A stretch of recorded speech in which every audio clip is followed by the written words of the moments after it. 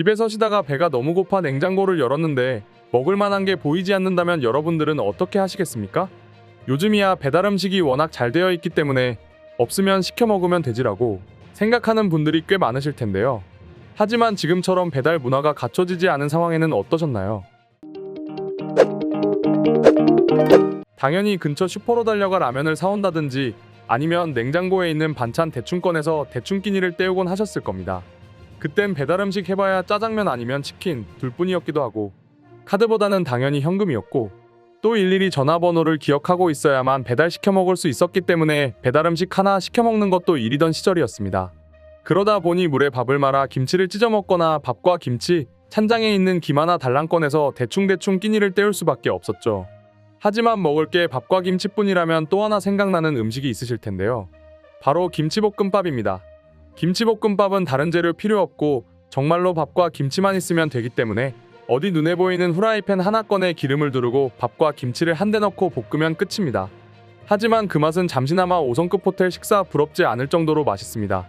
물론 김치볶음밥마저도 요즘은 햄도 넣고 양파도 볶고 심지어 파기름을 내서 볶는다느니 간장을 태워 불맛을 입힌다느니 하는 여러가지 방법으로 해먹기도 하며 김치볶음밥의 레시피가 정말 다양해졌습니다.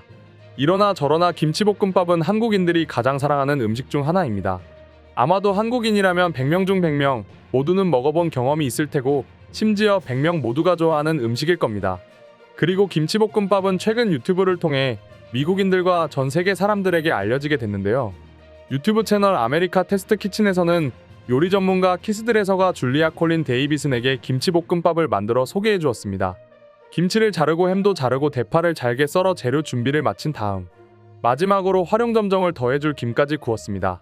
그런 다음 후라이팬에 기름을 두르고 준비한 햄과 야채를 볶아주다가 김치 국물을 부어주어 맛을 더해주었습니다. 그리고 고추장을 넣어 색을 더했고 마지막으로 밥을 넣고 비벼준 다음 참기름을 넣고 불을 꺼주었습니다. 그런 다음 마지막으로 계란 후라이와 김과 깨를 뿌려 요리를 완성했습니다. 음식을 만드는 사람, 먹고 싶은 사람의 입맛에 따라 레시피가 조금씩 차이가 있긴 하지만 딱 봐도 김치볶음밥이라는 게 떠오를 정도고 마지막에 뿌린 참기름 때문인지 밥알이 코팅이 되면서 아주 먹음직스러운 김치볶음밥의 모습을 띄었습니다. 그리고 맛을 줄리아 콜린 데이비스는 내가 살이 찔 것을 알지만 난 참을 수 없다라고 하면서 끝까지 숟가락을 놓지 못하는 모습이 카메라에 담겼습니다. 방송을 본 시청자들은 나는 지금 누워있는데 당장 김치볶음밥을 만들기 위해 일어났다. 달걀인자로 단백질을 2배로 늘리고 갖은 채소를 넣어 식이섬유까지 완벽한 식단이다. 난 햄을 대신해서 베이컨을 넣어 먹는 김치볶음밥을 좋아한다. 물론 이 레시피는 완벽했다. 반드시 잘 익은 김치를 사용하길 바랍니다. 만약 김치가 익지 않았다면 식초를 조금 넣으십시오라는 반응을 보여주었습니다. 이처럼 외국인들은 한국인들이 사랑하는 김치볶음밥을 이미 알고 있기도 했고 어떻게 하면 더 맛있을지 레시피를 공유하고 있습니다. 한식이 그만큼 널리 알려진 거라고 말할 수 있습니다. 심지어 김치볶음밥뿐만 아니라 외국인들은 한국인들의 다양한 볶음밥에 대해 관심을 가지고 있었는데요. 그리고 최근 트위터에는 고기구이 후식 볶음밥은 하수오염을 최소화하기 위한 한국의 지혜로운 전통이다라는 글이 올라오기도 했습니다. 아주 재밌는 글이기도 했는데요. 실제로 삼겹살이다, 곱창이다 여러 바비큐를 먹은 다음 흘러나오는 기름으로 인해 하수 오염이 되는 경우가 많다고 합니다. 그렇지만 한국에서는 이 기름을 그냥 버리는 것이 아니라 밥을 볶아 먹기 때문에 다른 나라에 비해 월등히 기름의 배출량이 적다고 합니다. 물론 우리는 반드시 밥을 볶아 먹어야 환경오염을 조금이나마 줄일 수 있다라고 마치 숙제처럼 또 의무적으로 밥을 볶아 먹진 않습니다. 단지 고기에서 흘러나온 기름에 밥을 볶아 먹으면 음식의 시작부터 끝까지 맛있게 마무리할 수 있기 때문입니다. 한국의 볶음밥까지 수만 봐도 우리가 얼마나 볶음밥을 좋아하는지 알 수 있습니다. 앞서 소개드린 김치볶음밥부터 시작해 중국식 볶음밥, 삼겹살 볶음밥, 닭갈비 볶음밥, 심지어 감자탕을 다 먹고 남은 밥에 참기름을 살짝 뿌려 감자탕 볶음밥 등 참 다양합니다. 이쯤 되면 백이민족이니 배달의민족이니 그런 것보다 볶음밥의 민족이 아닌가 싶을 정도로 말이죠.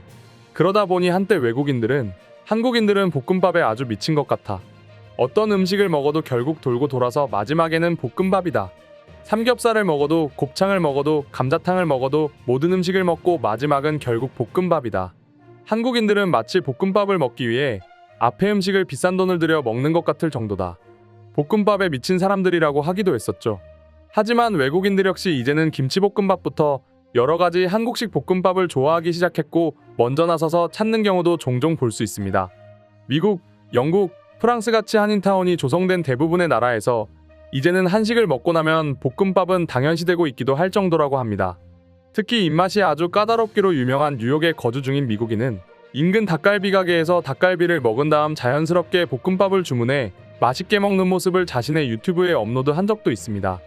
이렇게 한국의 볶음밥은 식사의 마무리 후식으로 외국인들에게 널리 알려지고 있습니다. 정말 진짜 한식이 세계에 퍼져나가고 있는 것 같은 느낌이 들기도 하는데요. 과연 실제 외국인들은 김치볶음밥을 포함한 여러 볶음밥에 대해 어떻게 생각하고 있는지 살펴보도록 하겠습니다. 김치볶음밥을 먹을 때 가장 충격적인 게 하나 있었어. 바로 스팸이 들어가 있었기 때문이야. 난 이걸 절대 먹지 않겠다고 말했어. 하지만 어느 날 친구가 내게 스팸을 먹이기 위해서 아주 잘게 썰었고 난 베이컨인 줄 알고는 맛있게 먹었어. 그런데 다 먹은 후 친구가 말하길 내가 먹은 고기는 베이컨이 아니라 스팸이라고 말했고 난 그때부터 스팸에 대해 다시 생각하는 계기가 됐어. 한국식 볶음밥을 너무너무 좋아하고 사랑합니다. 특히 삼겹살을 다 먹은 다음 마지막에 먹는 볶음밥은 최고입니다. 배가 부르지만 계속해서 숟가락이 갈 수밖에 없습니다. 삼겹살 기름의 볶음밥은 정말로 맛있어. 한국에 산다면 반드시 먹어봐야 하는 음식 중 하나야. 누군가 한국 여행을 간다면 반드시 리스트에 넣었으면 좋겠어. 내가 살면서 스팸을 좋아하게 될 줄은 몰랐다. 그걸 한식이 해냈어. 스팸은 거지의 음식이라고 절대 부모님께서 먹지 않았으면 하는 음식 중 하나였는데 아주 최고인 것 같아. 맛있어. 그리고 난 스팸이 들어간 모든 음식을 좋아하게 됐어. 어떤 음식을 먹더라도 한국에서는 결국 마지막은 볶음밥이야. 부대찌개도 마찬가지야. 부대찌개를 다 먹은 다음 남은 음식에 참기름 살짝을 뿌리고 밥을 볶는다면 그 맛은 정말로 맛있어. 후회하지 않을 거야. 김치볶음밥을 만드는 방법은 집집마다 천차만별 다른 것 같아. SNS나 유튜브에 쳐봐도 사람마다 레시피가 전부 달라. 물론 어떻게 먹어도 참기름과 김가루를 뿌리면 맛있긴 하지만 말이야. 솔직히 말해 볶음밥이 맛있는 이유는 참기름 때문이지 않을까 싶습니다. 한국의 참기름은 세상 어떤 조미료와 비교할 수 없습니다. 한두 방울이면 음식의 맛을 완전히 바꾸어 버릴 수 있을 정도거든요. 난 그렇기 때문에 참기름을 좋아하지 않아. 어떤 음식을 먹어도 고소해지기 때문이야. 물론 참기름을 넣지 않아도 김치볶음밥은 충분히 맛있어. 원래 난 한식에 들어가는 참기름을 안 좋아했어. 그 특유의 향 때문에 거부감이 많이 들었거든. 그런데 김치볶음밥에 넣는 참기름은 정말 식욕을 돋구는데 큰 역할을 하는 것 같아. 이제는 참기름을 한식 이곳저곳에 첨가해서 먹고 있지. 오늘의 영상은 이것으로 마칠 텐데 영상이 유익하셨다면 구독과 좋아요, 알림 설정 한 번씩 부탁드리겠습니다. 다음 영상으로 찾아오겠습니다. 감사합니다.